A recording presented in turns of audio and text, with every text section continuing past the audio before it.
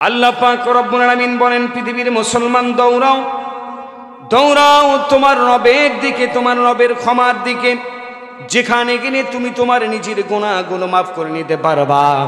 ও পৃথিবীর মুসলমান, তুমি এমন কোনো ভালো মানুষ নও যে তোমার জীবনে কোনো গুনাহ নাই। তোমরা একটার পর একটা গুনার সাথে লিপ্ত হয়েছ। দুনিয়ার জমিনে একটা মিথ্যা কথা যখন বলেছ, তোমার কলবের মধ্যে একটা কালো দাগ পড়ে গেছে। একটা খারাপ জিনিস যখন তুমি দেখেছো, তোমার কলবের মধ্যে একটা কালো দাগ পড়ে গেছে। একটা খারাপ কথা যখন বলেছো, তখনই তোমার কলবের মধ্যে একটা কালো দাগ পড়ে গেছে। একটা মানুষের অপরাধ যখন করেছো, ঠিক তখনই তোমার কলবের মধ্যে একটা কালো দাগ পড়ে গেছে। ও পৃথিবীর মানুষ, শুনে নাও, আমি তোমাদেরকে বলে দিলাম, তোমরা এবার তোমার রবের ক্ষমার দিকে ফিরে আসো। যদি তুমি তোমার রবের ক্ষমার দিকে ফিরে না আসো, আল্লাহ পাক রব্বুল আলামিন তোমাকে কখনো মাফ করবে না। বলেন নাউজুবিল্লাহ। আল্লাহ তাআলা বলেন, ও পৃথিবীর মানুষ শোনো, তোমার রবের ক্ষমার দিকে দৌড়ো চলো। আর যদি তুমি তোমার রবের ক্ষমা পাও, আল্লাহ পাক রব্বুল আলামিন সঙ্গে সঙ্গে তোমার জীবনের গুনাহগুলো মাফ করে দেবেন। তোমার জীবনের গুনাহগুলো মাফ করে দিয়ে তোমার জন্য সুন্দর একটা জান্নাত আল্লাহ তাআলা তৈরি করে রেখেছেন। বলেন সুবহানাল্লাহ। আল্লাহ তাআলা বলেন, ওয়া জান্নাতিন আরদুহাস সামাওয়াতু ওয়াল আরদ। ও পৃথিবীর মানুষ, তোমার রবের ক্ষমার দিকে যদি দৌড়াও, আর তোমার রব যদি তোমার জীবনের গুনাহগুলো মাফ করে দেয়, সঙ্গে সঙ্গে আল্লাহ তাআলা তোমার জন্য একটা জান্নাত বরাদ্দ করে দেন। যেই জান্নাতটা হচ্ছে আসমান এবং জমিন পর্যন্ত এত বড় উঁচু, এত বড় ছাদ এবং তার মেঝের সমান। বলেন সুবহানাল্লাহ। আল্লাহর কাছে মাফ চান, যদি গুনাহ মাফ দিতে চান, যদি ক্ষমা পেতে চান, আল্লাহর জান্নাত যদি যেতে চান, তাহলে অবশ্যই আমাদেরকে আল্লাহর কাছে মাফ চাইতে হবে কিনা? আল্লাহর কাছে মাফ চাইতে হবে। আর আল্লাহ যদি আমাদেরকে মাফ করে দেয়, তাহলে কি হবে? আমাদেরকে একটা জান্নাত দেবে, যে জান্নাতের উচ্চতা হচ্ছে আসমান এবং জমিন পর্যন্ত। ভাইয়েরা আমার, বিশ্বনবী আখিরি জামানার পয়গম্বর জনাবি মুহাম্মদুর রাসূলুল্লাহ সাল্লাল্লাহু আলাইহি ওয়াসাল্লাম জানিয়ে দিলেন, মান তাবা ক্বাবলা শামসি মিন মাগরিবিহা। আল্লাহ পাক রব্বুল আলামিন তার বান্দাকে ততক্ষণ পর্যন্ত মাফ করে দেন যতক্ষণ পর্যন্ত পশ্চিম দিকে সূর্য উঠবে না এবং পূর্ব দিকে সূর্য অস্ত যাবে না, অথবা যতক্ষণ পর্যন্ত মানুষের চেহারার মধ্যে মৃত্যুর ছাপ আসবে না, ততক্ষণ পর্যন্ত আল্লাহ পাক রব্বুল আলামিন তার বান্দার জিন্দেগির সমস্ত গুনাহগুলো মাফ করে দেন। বলেন সুবহানাল্লাহ।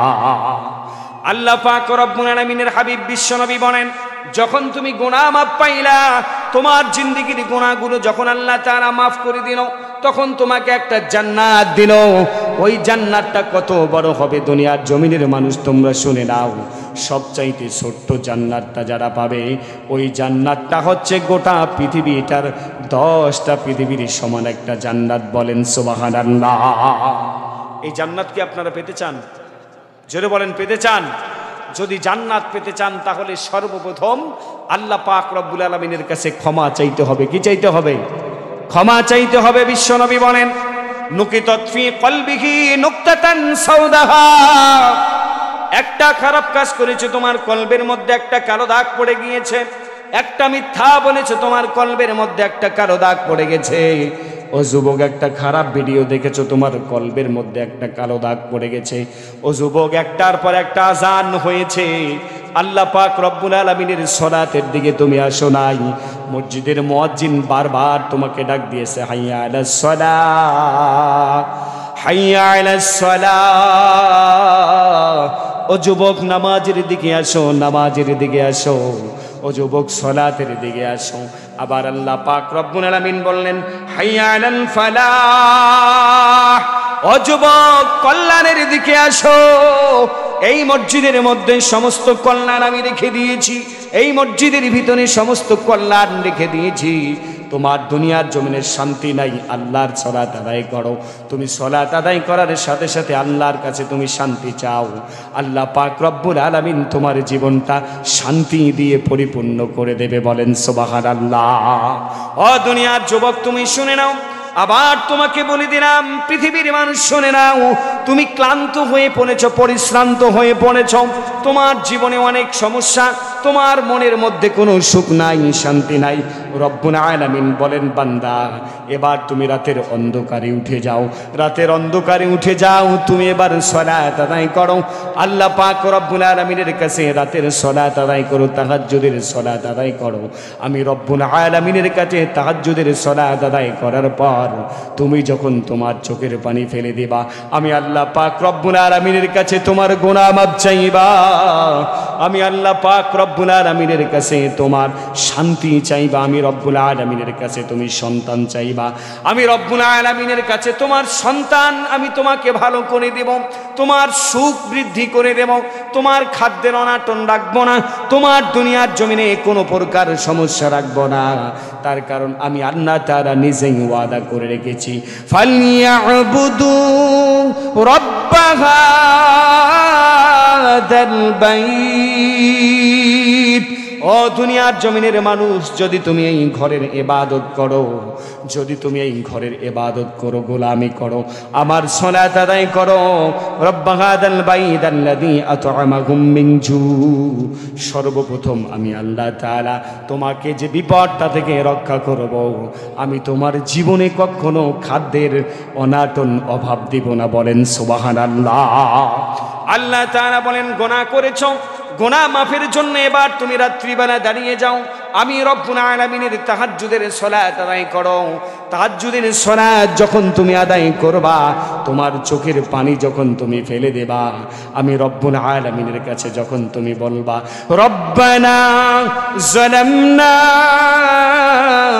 أنفسنا وإن لم تغفر لنا وترحمنا لنكونن من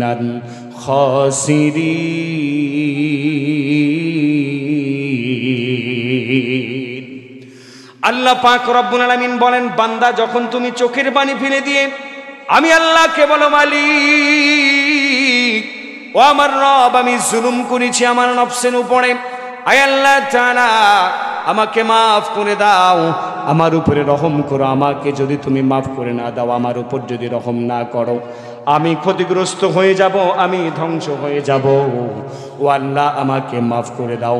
বিশ্বনবী আখিরি জামানার পয়গাম্বার জনাবে মুহাম্মদুর রাসূলুল্লাহ সাল্লাল্লাহু আলাইহি ওয়াসাল্লাম বলে, বান্দা শুনে নাও, ততক্ষণ পর্যন্ত আমি আল্লাহ তাআলা নিজেই লজ্জাবোধ করি, যতক্ষণ পর্যন্ত আমি তোমার জীবনের গুনাহগুলো মাফ করে দেই না, ততক্ষণ পর্যন্ত আমি নিজেই নিজের উপরে লজ্জাবোধ করি। বলেন সুবহানাল্লাহ। রাতের আধারে যারা সিজদাতে রয়, দু চোখের শ্রুতে নদী যেন বয়, রাতের আধারে যারা সিজদাতে রয়, দু চোখের শ্রুতে নদী যেন বয়, সলোনার হাত চালি যতই আসুক, সলোনার হাত চালি যতই আসুক, পিছনে ফিরেও সে তাকায় না। যাদের হৃদয়ে আছে আল্লাহর ভয়, তারা কভু পথ ভুলে যায় না। আল্লাহর প্রেম ছাড়া এই দুনিয়ায় কারো কাছে কোনো কিছু চায় না, কারো কাছে কোনো কিছু চায় না। দিন কায়েমের পথে যারা অবিচল, তারা হলো আল্লাহর প্রিয়জন। বাতিলের কাছে তারা হার মানে না, সংগ্রাম করে যায় মরণ। হেরার হেরার আলোতে যার হৃদয় রঙিন, হাতে আর কোরআনের দীপ্ত সঙ্গীন। হেরার আলোতে যার হৃদয় রঙিন, হাতে আর কোরআনের দীপ্ত সঙ্গীন। ছলনার হাত চালি যতই আসুক, ছলনার হাত চালি যতই আসুক, পিছনে ফিরেও সে তাকায় না। যাদের হৃদয়ে আছে আল্লাহর ভয়, তারা কভু পথ ভুলে যায় না, তারা কভু পথ ভুলে যায় না। লিল্লাহে তাকবীর। তাহলে আমাদেরকে আল্লাহর কাছে গুনাহ মাফ চাইতে হবে কিনা? এখানে মাঝে মাঝে ডিস্টার্ব হচ্ছে ভাই, আমার কিন্তু মনোযোগ উলট পালট হয়ে যাচ্ছে, বুঝতে পারছেন? আপনাদেরকে অনুরোধ করব, আপনারা ডিস্টার্ব করবেন না, হ্যাঁ সুন্দর দাঁড়িয়ে থাকেন, সমস্যা নেই, কিন্তু এই যে চলাচলে মাঝে মাঝে কথা হচ্ছে, ওই কথা বলতে বারণ করবেন। দাঁড়িয়ে থাকবেন, কোনো সমস্যা নেই, এই কথা বলতে বারণ করবেন। আপনাদের কি খারাপ লাগতেছে? যদি খারাপ লাগতেছে, আলোচনা কি করব? আর কিন্তু 19 মিনিট সময় আছে। কয় মিনিট বলেন তো? আরো 1 ঘন্টা, আমি তো মারা যাব। প্রতিদিন মাহফিল আছে, তবে গত রাত আর আগামীকাল রাত আমি মাহফিল নেইনি। আপনাদের এলাকায় দূর তো, জার্নি অনেক পথ, প্রায় সেই 600-700 কিলোমিটারের মতো। নীলফামারী বাংলাদেশের শেষ সীমানা, তাই না? এই উত্তর দিকে। হ্যাঁ, আমি ট্রেনে আইছি। জি জি। তো সেই এত দূর থেকে এসে রেস্ট না করলে কি আলোচনা করা যাবে? আলোচনা করা যাবে। এজন্য রাতে এসেছি, সকালবেলা নেমে আমাকে নিয়ে এসেছে আমাদের মহসিন ভাই, আপনাদের ওই কি বলে ভবানীপুর পূর্বপাড়া মসজিদের ইমাম সাহেব, উনি নিয়ে এসেছেন, খুব যত্ন করেছেন আমাদের। ওই যে মাহফিলের, ওই মাহফিল করেছিলাম, ওই মাহফিলের সেক্রেটারির বাসায় ছিলাম, খুব যত্ন করেছেন। এবং মসজিদের সেক্রেটারি যিনি, ওনার বাসায় খেয়েছি দুপুরবেলা, এত সুন্দর খাওয়াইছে, এখানেও খাইলাম, খুব সুন্দর। মানে সব মিলিয়ে আপনাদের এলাকাটায় আপ্যায়ন খুব সুন্দর পেয়েছি আমি, আলহামদুলিল্লাহ। এজন্য শরীরটা খুব ভালো আছে, আপনাদের সামনে আলোচনা করতে পারতেছি। আল্লাহ তাআলা যেন সুন্দরভাবে আমাকে আলোচনা করার তৌফিক দান করেন, সকলে পরে আমিন। আর কিছু সময় আলোচনা করব, তবে যতটা চাচ্ছেন ততটা পাবো না, ঠিক আছে? আবার কালকে যেতে হবে সুস্থ শরীরে। মাহফিল আছে লালমনিরহাট, লালমনিরহাট থেকে আবার আছে কুড়িগ্রাম, কুড়িগ্রাম থেকে মাহফিল আছে সিলেটে। এভাবে চলতেই থাকে জার্নি। তো যা হোক, আল্লাহ পাক রব্বুল আলামিন যেন আমাকে সুস্থ রাখেন, সকলে পরে আল্লাহুম্মা আমিন, সকলে দোয়া করবেন। তারপর হচ্ছে গুনাহ মাফ চাইতে হবে। আর এক প্রকার মানুষদেরকে মাফ চাইতে হবে। তারা কারা? যারা পৃথিবীর জমিনে মানুষদেরকে নির্যাতন করে, মানুষদেরকে কষ্ট দেয়। দেয় না? আপনাদের এদিক দেয় নাই, আমাদের নীলফামারীতে দিয়েছে। এত কষ্ট দিয়েছে, বিশ্বাস করবেন, আমাকে এত কষ্ট দিয়েছে, আমাকেই, এই ছোট্ট মানুষটা। আমার তো ঈমান দুর্বল, আমাকে যদি এভাবে কষ্ট দেয় তাহলে আমার কি ঈমান থাকবে বলেন তো? যে কষ্টটা দিয়েছে, ঈমান থাকার কোনো প্রশ্নই আছে না। তার কারণ অত বড় ঈমানওয়ালাই হই নাই আমি। আল্লাহ পাক রব্বুল আলামিন বলেন, ইন্নাল্লাযীনা ফাতানুল মুমিনিনা ওয়াল মুমিনাত সুম্মা লাম ইয়াতুবু ফালাহুম আযাবু জাহান্নাম ওয়া লাহুম আযাবুল হারিক। আল্লাহ তাআলা সূরাতুল বুরুজের 10 নম্বর আয়াতে কারিমার মাঝে ইন্নাল্লাযীনা ফাতানুল মুমিনিনা ওয়াল মুমিনাত, যারা দুনিয়ার জমিনে মুমিন নারী এবং পুরুষদেরকে নির্যাতন করেছো, নিপীড়ন করেছো, জুলুম করেছো, শোষণ করেছো, মুমিন নারী এবং পুরুষদেরকে তোমরা বাড়িতে ঠিকমতো থাকতে দাও নাই, মুমিন নারী এবং পুরুষদেরকে তোমরা মিথ্যা মামলায় জড়িয়ে রেখেছো, এমন কতগুলো নেক্কারজনক মিথ্যা কথা বলেছো যে মিথ্যা কথাগুলো মানুষ তো দূরের কথা, শয়তান পর্যন্ত বিশ্বাস করে না। শয়তানও বিশ্বাস করে না। একজন মানুষের বিরুদ্ধে সাক্ষী দিয়েছে যিনি সাক্ষী দিয়েছেন উনি বলেছেন যে আমি 3 কিলোমিটার দূর থেকে দেখেছি, 6 কিলোমিটার দূর থেকে চিৎকার শুনেছি। বলেন তো এটা কি শয়তান বিশ্বাস করে? হ্যাঁ, চোখের এত পাওয়ার, আর এই সাক্ষীর উপরে ওই মানুষটাকে ফাঁসির রায় দেওয়া হয়েছে। এই কোন সাক্ষীদাতা আর ও কোন বিচারক? দুজনে কি জালিম না? জোরে বলেন। দুজনকে আল্লাহ তাআলা বললেন দুজনে জালিম। ও পৃথিবীর মানুষ শুনে নাও, যারা তোমরা এই মুমিন নারী এবং পুরুষদেরকে মিথ্যা সাক্ষী দিয়ে যাদের উপরে জুলুম করেছো, শোষণ করেছো, একটার পর একটা মিথ্যা অপবাদ চাপিয়ে দিয়েছো, তারা এতগুলো কখনো এত খারাপ কাজ পর্যন্ত করে নাই। একটা মানুষ কখনো 3000 নারীকে ধর্ষণ করতে পারে না, পারে নাকি? জোরে বলেন পারে?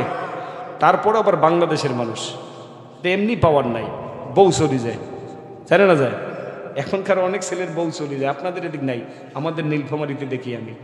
এই কিছুদিন আগে একটা বউ চলে গেছে আমার বাড়ির পাশেই, আমার বাড়ির পাশেই। এই বেশি দিন হচ্ছে না, 3-4 দিন হচ্ছে, 3-4 দিন হচ্ছে, অন্য ছেলেকে নিয়ে পালিয়ে গেছে। 3000 নারীকে ধর্ষণ করেছে একটা মানুষ। এটা কেমন করে সম্ভব? কেমন করে সম্ভব হয়? এটা কখনো সম্ভব হতে পারে না।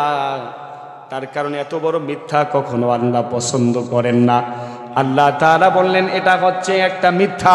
এই জালিমরা যারা এই মিথ্যা কাজ করে, মানুষের উপরে জুলুম করে, নির্যাতন করে, নিপীড়ন করে দুনিয়ার জমিনের মানুষ। হযরতে মূসা আলাইহিস সালামের উপরে জুলুম করেছিল ফিরআউন। কে জুলুম করেছিল বলেন তো? কে জুলুম করেছিল? ফিরআউন জুলুম করেছিল। আমি পানিতে তাকে চুবিয়ে হত্যা করেছি, ঠিক না বে ঠিক? হযরতে ইব্রাহিম আলাইহিস সালামের সঙ্গে জুলুম করেছিল নমরুদ। আমি তাকে দুনিয়ার জমিনে ল্যাংড়া মশা দিয়ে আমি তাকে হত্যা করেছি, ঠিক না বে ঠিক? শেষ পর্যন্ত জুতা পিটা করে হত্যা করে দিয়ে গিয়েছি দুনিয়ার জমিনে। বিশাল দৃষ্টান্ত এটা। আবার ফিরআউনের লাশ হচ্ছে বিশাল দৃষ্টান্ত। যারা মানুষের উপরে জুলুম করো, একবার নমরুদের লাশ দেখো, একবার ফিরআউনের লাশ দেখো, তাদের দিকগুলো একটাবার চিন্তার জমিনে।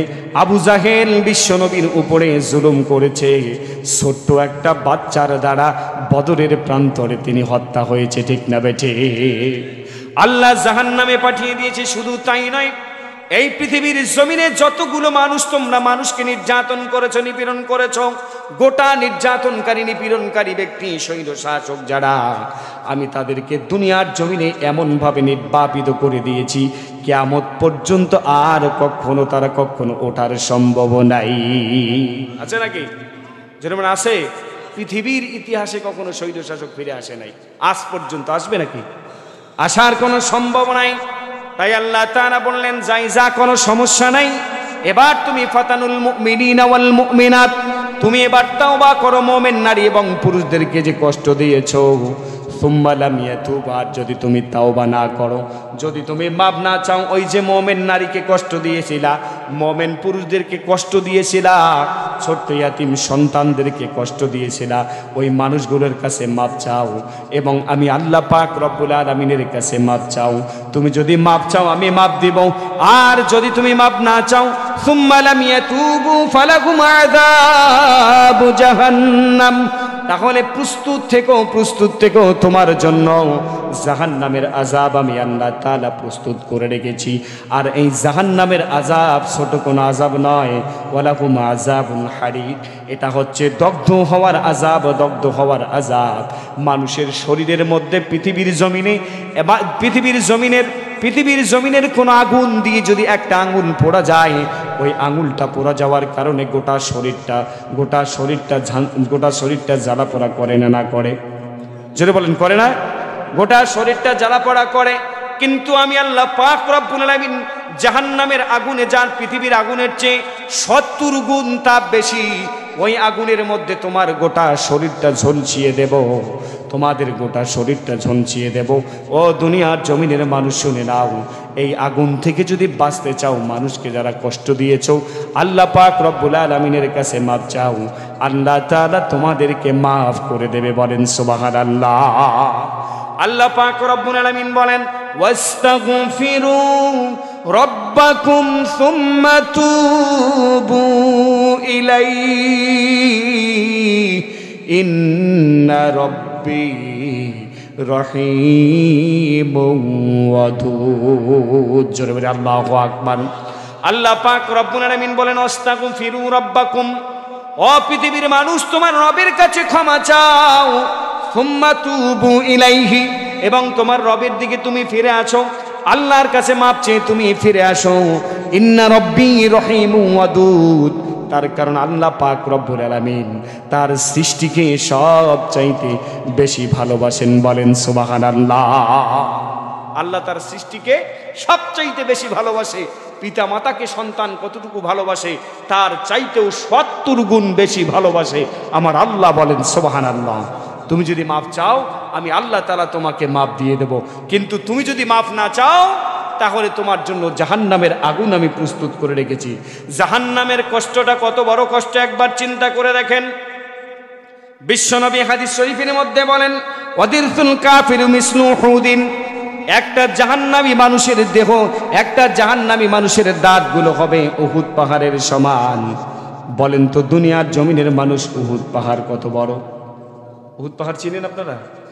যারা হজ করতে গেছে তারা জানে, ঠিক না ঠিক? উহুদ পাহাড়টা এখন ছোট হয়ে গেছে। এক একটা জাহান্নামী মানুষের দাঁতগুলো হবে উহুদ পাহাড়ের সমান। মা বাইনা বাঙ্কাবাইহি কামা বাইনা বাক্কাতা ওয়াল মাদিনা, এক একটা জাহান্নামী মানুষের সিনার দূরত্ব হবে, এই সিনা থেকে এই সিনার দূরত্ব হবে, এই হাত থেকে এই হাতের দূরত্ব হবে মক্কা থেকে মদিনা পর্যন্ত। মক্কা মদিনা কত দূর বলেন তো? 430 কিলোমিটার। কত কিলোমিটার?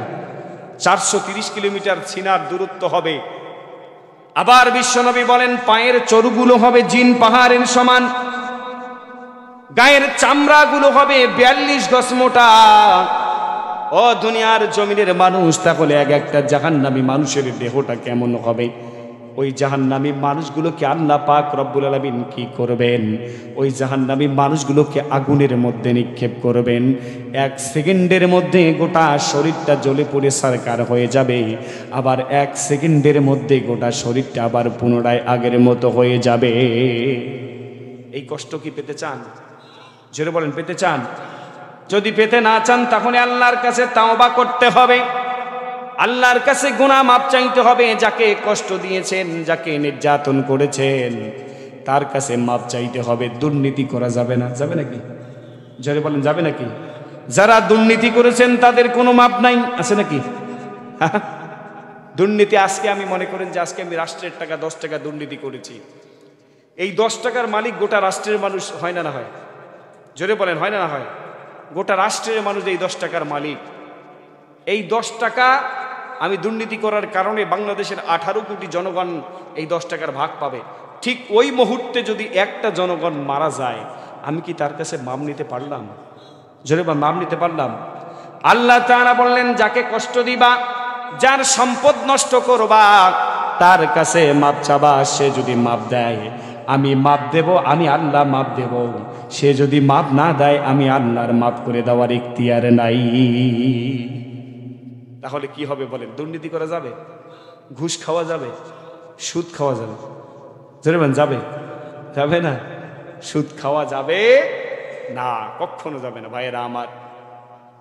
এজন্য বললেন আল্লাহর কাছে মাপ চাইতে হবে। আল্লাহ মাপ চাইলে মাপ করে দেবে, আর মাপ করলে ওয়া জান্নাতিন আরদুহাস সামাওয়াতু ওয়াল আরদ, আল্লাহ তাআলা একটা জান্নাত আপনার জন্য আমার জন্য নির্ধারণ করে রেখেছেন, যেই জান্নাতের উচ্চতা হচ্ছে আসমান এবং জমিন পর্যন্ত। আর বিশ্বনবী বললেন এই যে গোটা পৃথিবীটার 10টা পৃথিবীর সমান একটা জান্নাত। বলেন সুবহানাল্লাহ।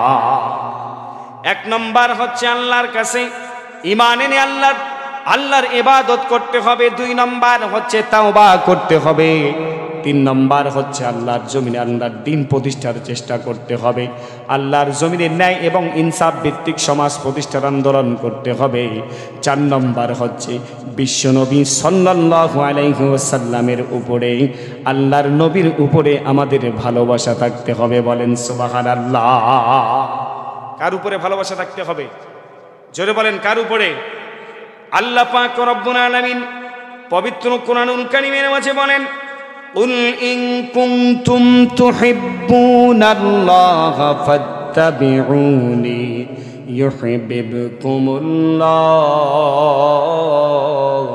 ওয়া ইয়াগফির লাকুম যুনুবাকুম ওয়াল্লাহু গফুরুর রহিম। আল্লাহু আকবার বলেন, জোরে বলেন, আরো আস্তে বলেন। আল্লাহ পাক রব্বুল আলামিন বলেন, ওগো নবীজি তাদেরকে বলে দাও, লোকদেরকে জানিয়ে দেন, যদি তোমরা যথার্থই আল্লাহ পাক রব্বুল আলামিনকে ভালোবাসতে চাও তাহলে সর্বপ্রথম তোমরা আমার অনুকরণ করো, ইত্তেবা করো। তুহিব্বুন আল্লাহ ফাত্তাবিউনি, আল্লাহকে ভালোবাসতে চাইলে নবী করিম সাল্লাল্লাহু আলাইহি ওয়াসাল্লামের আনুগত্য করো, অনুসরণ করো। নবীকে শুধু ভালোবাসা নয়, নবীকে ভালোবাসার এক নম্বর অর্থ হচ্ছে বিশ্বনবী সাল্লাল্লাহু আলাইহি ওয়াসাল্লামের আনুগত্য করা। বলেন সুবহানাল্লাহ। আল্লাহর নবীকে শুধু ভালোবাসবেন, ভালোবেসে শুধু মিলাদ করবেন, জোরে জোরে মিলাদ করে, আর আপনারা মসজিদে জেলাপি খাবেন, মুড়ি খাবেন, বিস্কুট খাবেন, এটাই কি আল্লাহর নবীর ভালোবাসা?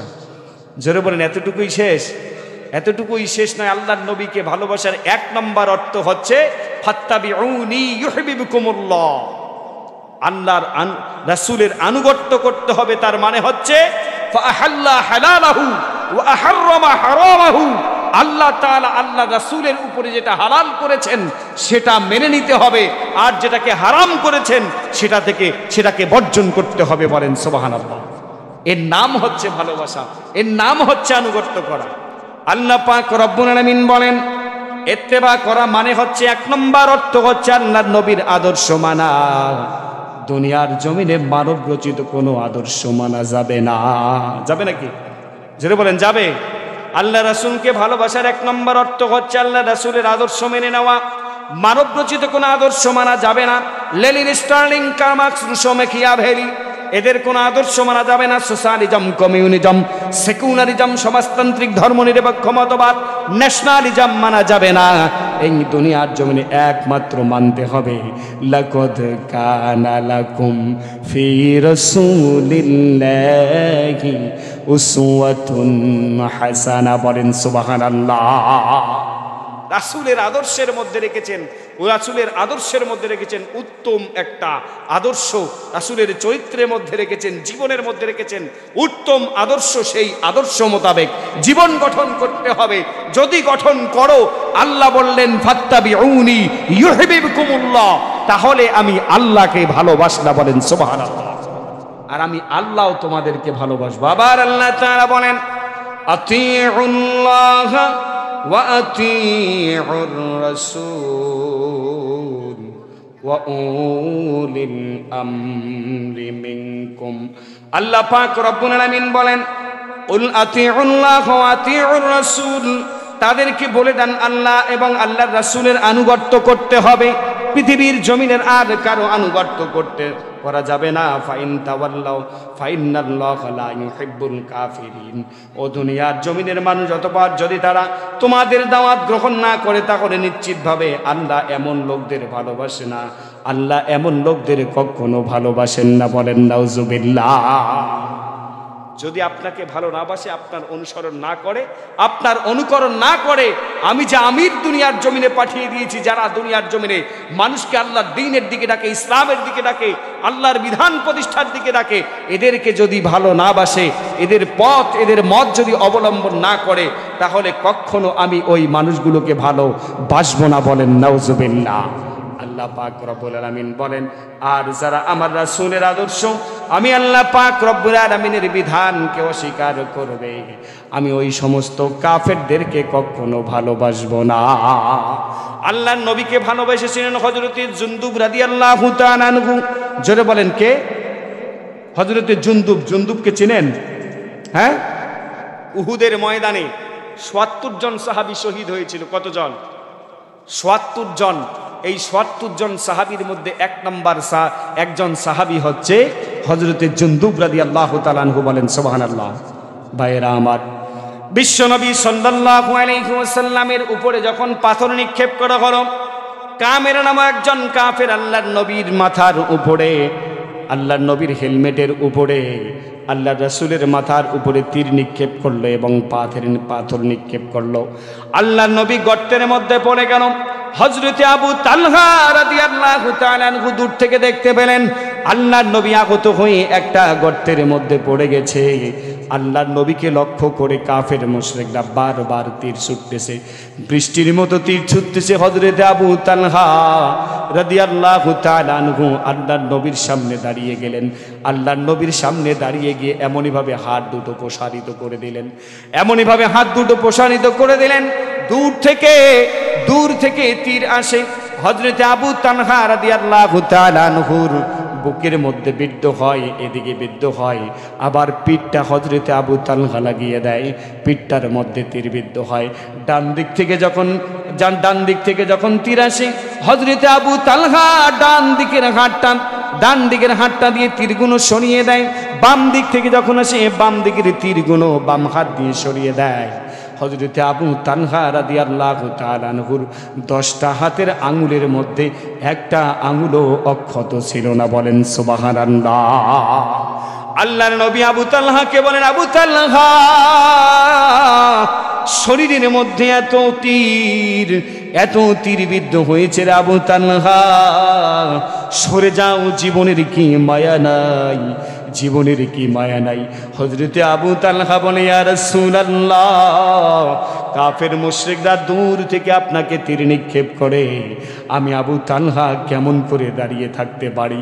আপনি যতক্ষণ পর্যন্ত বেঁচে থাকবো ইয়া রাসূলুল্লাহ, ততক্ষণ পর্যন্ত আমি কখনো আপনার শরীরের মধ্যে একটা আঁচড় লাগতে দেব না। বলেন সুবহানাল্লাহ। হযরতে আলী রাদিয়াল্লাহু তাআলা আনহুকে বিশ্ব নবী বলেন, আলী, দুনিয়ার জমিনে তুমি শহীদ দেখেছো, যারা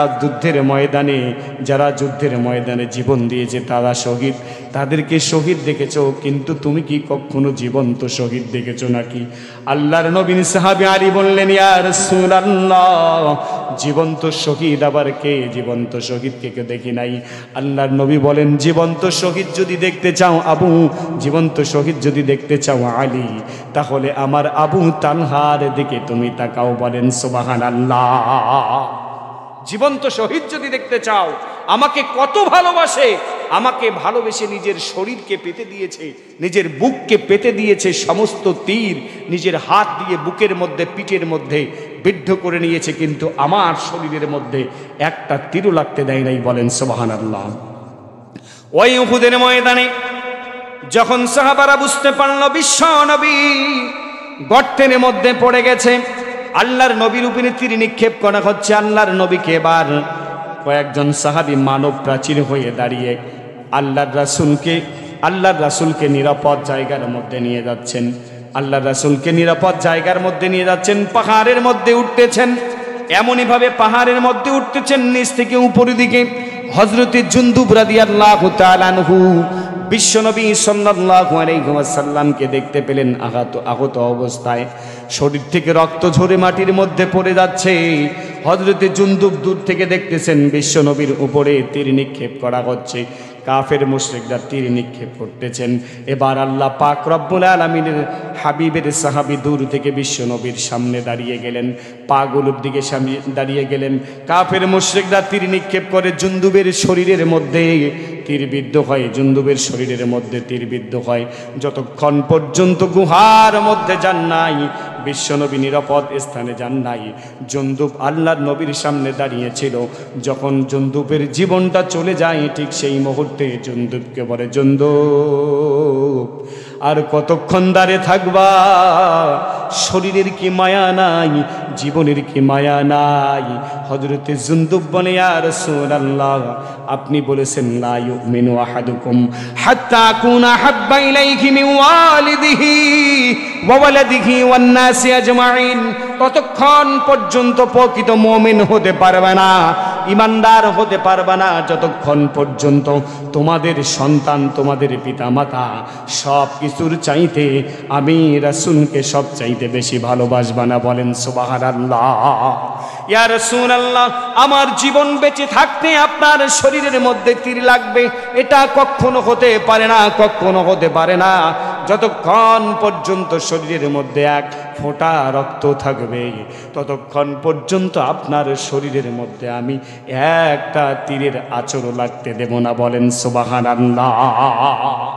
আল্লাহর নবী আখিরি জামানার পয়গম্বর বিশ্ব নবী জনাবি মুহাম্মদুর রাসূলুল্লাহ সাল্লাল্লাহু আলাইহি ওয়াসাল্লাম বলেন, ও দুনিয়ার জমিনের মানুষ শুনে নাও, ওই সমস্ত বান্দাদেরকে আল্লাহ পাক রব্বুল আলামিন শাহাদাত হিসাবে কবুল করে নিয়েছেন, শহীদ হিসাবে কবুল করে নিয়েছেন, যখনই তারা দুনিয়ার জমিনে যুদ্ধ করতে গিয়ে, আমার জীবন রক্ষা করতে গিয়ে, ইসলাম রক্ষা করতে গিয়ে, দুনিয়ার জমিনে দিন প্রতিষ্ঠা করতে গিয়ে যারা শহীদ হয়েছে, আল্লাহ পাক রব্বুল আলামিন তাদের শরীর থেকে এক ফোঁটা রক্ত জমিনে পড়ার পূর্বেই তাদের সমস্ত গুনাহগুলো মাফ করে দিয়েছে। বলেন সুবহানাল্লাহ।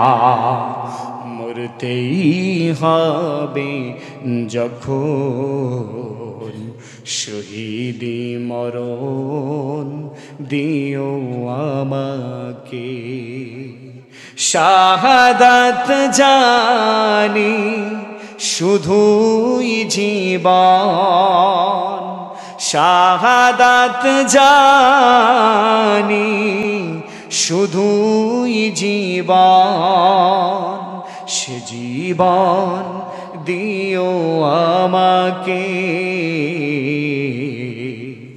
মরতেই হবে যখন শহীদি মরণ দিও আমাকে, মরণেও সুখ আমি পাবো জানি শাহাদাতে, হিসেব নিকেশেতে প্রাণ আছে যার শাহাদাতে, মরণেও সুখ আমি পাবো জানি শাহাদাতে, হিসেব নিকেশেতে প্রাণ আছে যার শাহাদাতে, তাই মিনতি তোমারি কাছে, হাজার শাহাদাত দিও আমাকে, মরতেই হবে যখন শহীদি মরণ দিও আমাকে, রোগে শোকে মরণ দিও না আমায়, বিপদে মুসিবতে নিও না আমায়, রোগে শোকে মরণ দিও না আমায়, বিপদে মুসিবতে নিও না আমায়, এমন মৃত্যু দিও চোখ বুঝেও যেন, এমন মৃত্যু দিও চোখ বুঝেও যেন দেখি তোমাকে, মরতেই হবে যখন শহীদি মরণ দিও আমাকে, শাহাদাত জানি শুধুই জীবন, শাহাদাত জানি শুধুই জীবন, সে জীবন দিও আমাকে, মরতেই হবে যখন শহীদি মরণ দিও আমাকে। সকলে পড়ি মারহাবা, একটু জিকির করেন লা ইলাহা।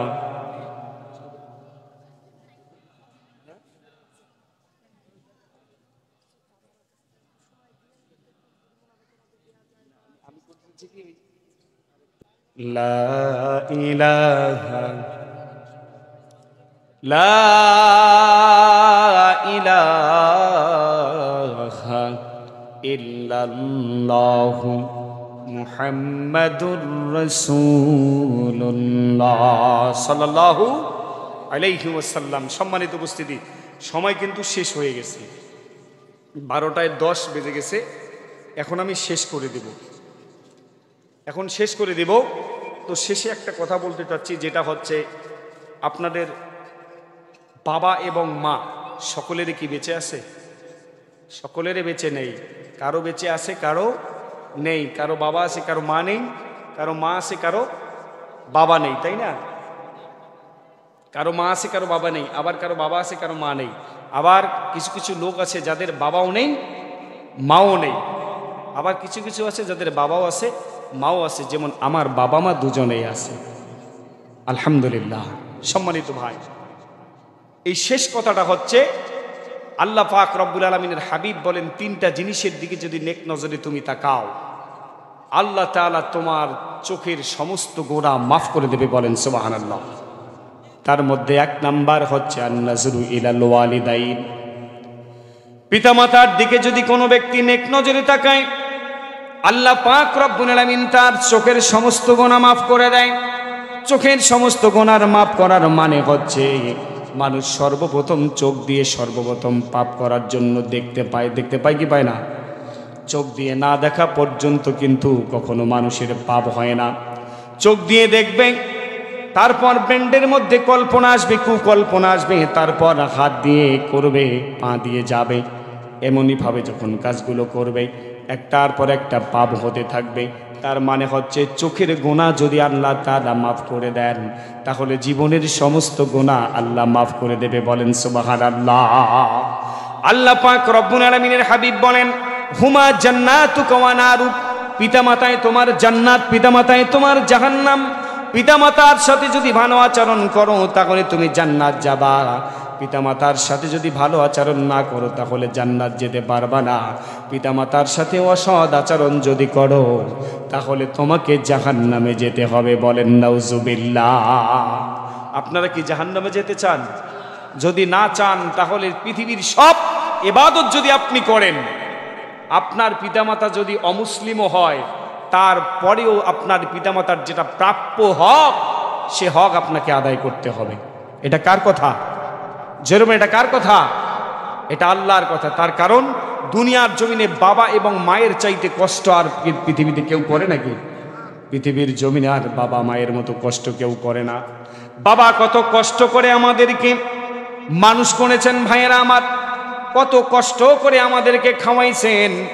মানুষের বাড়িতে কাজ করেছেন, বিদেশে গেছেন কাজ করেছেন, নিজের খুলনা জেলা ছেড়ে চট্টগ্রাম সিলেটে গেছে কাজ করেছে, করেছি করে নাই?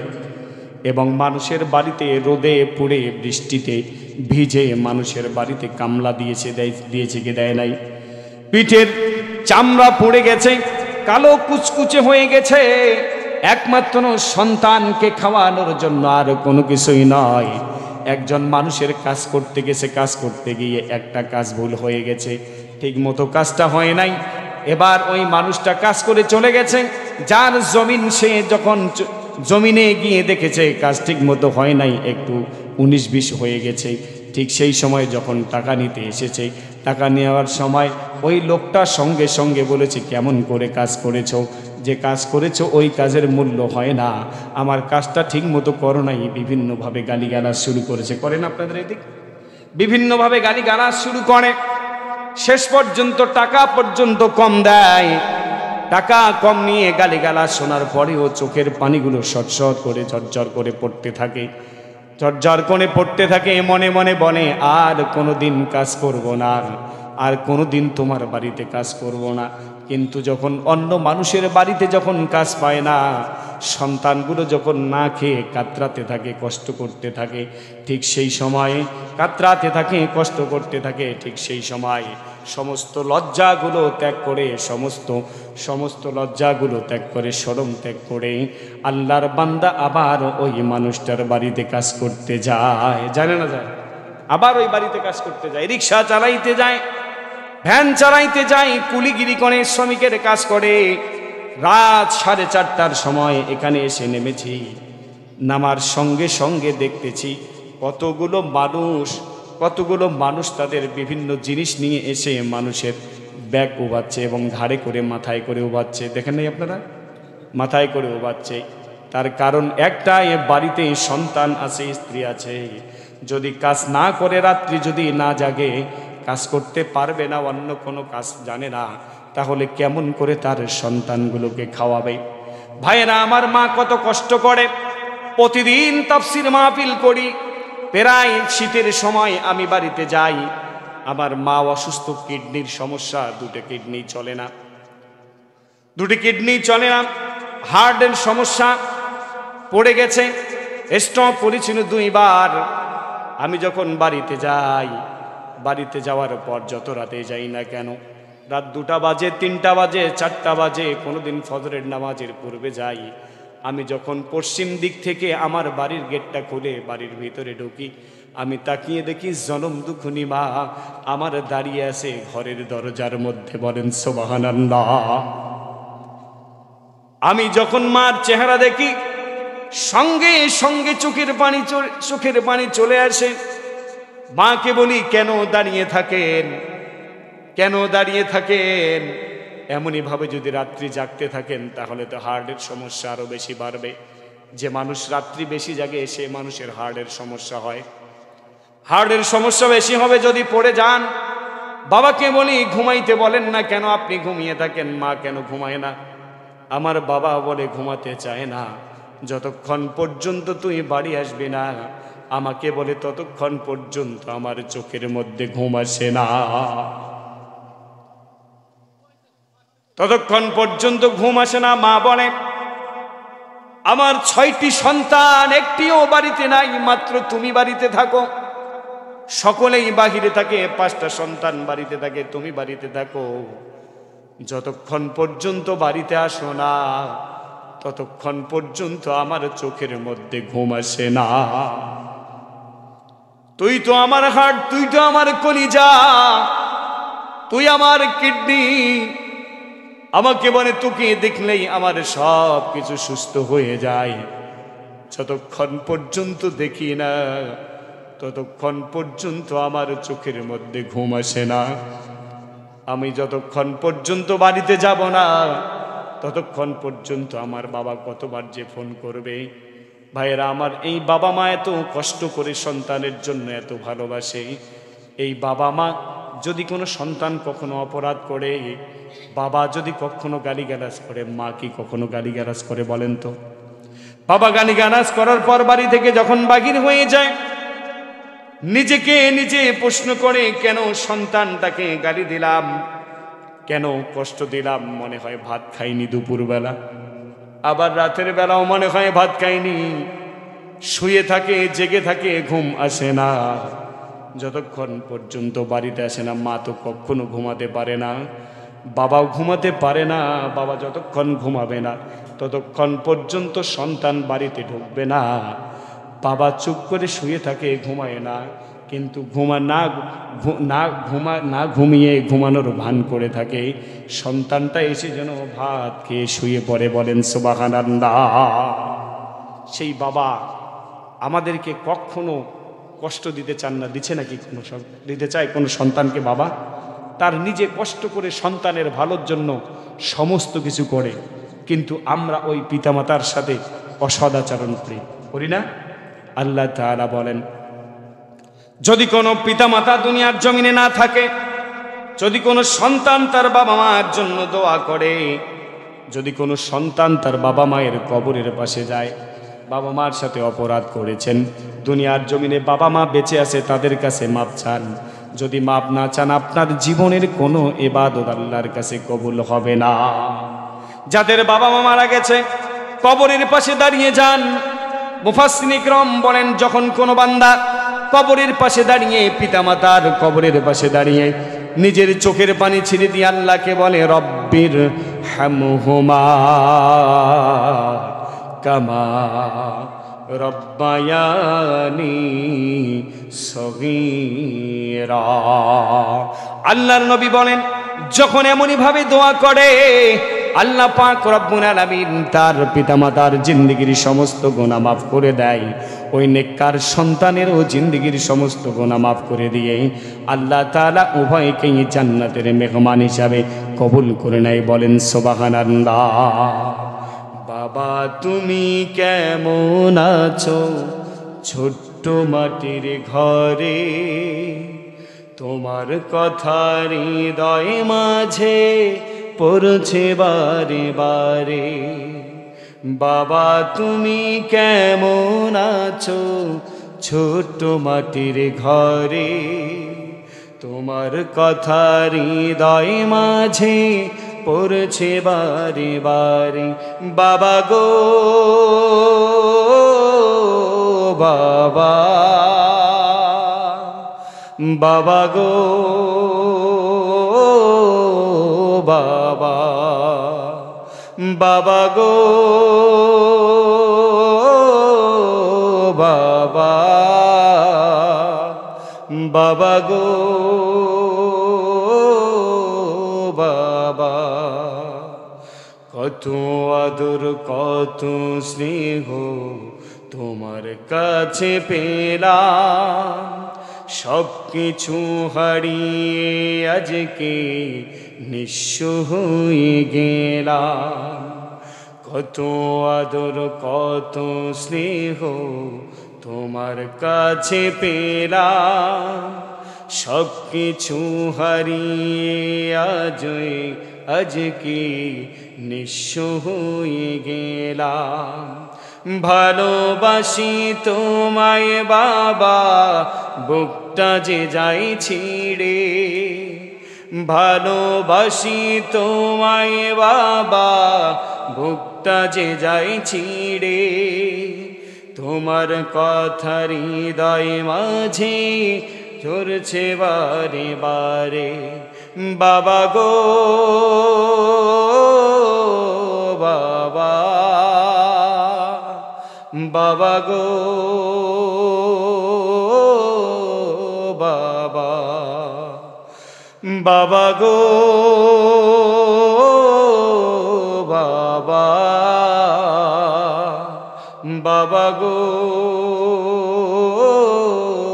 বাবা। তোমার মতো আপন কেহ পাই না তো আর খোঁজে, তাই তো আজি ঘুমের ঘরে অশ্রুতে যাই ভিজে।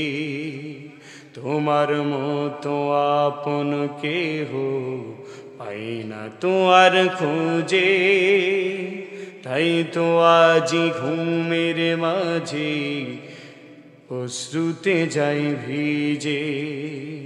সুখে থাকো পরম সুখে জান্নাতের ভিতরে, সুখে থাকো পরম সুখে জান্নাতের ভিতরে। তোমার কথা হৃদয় মাঝে পড়ছে বারে বারে। বাবা গো বাবা, বাবা গো বাবা, বাবা তুমি কেমন আছো ছোট্ট মাটির ঘরে, তোমার কথা হৃদয় মাঝে পড়ছে বারে বারে। বাবা গো বাবা, বাবা গো বাবা, বাবা গো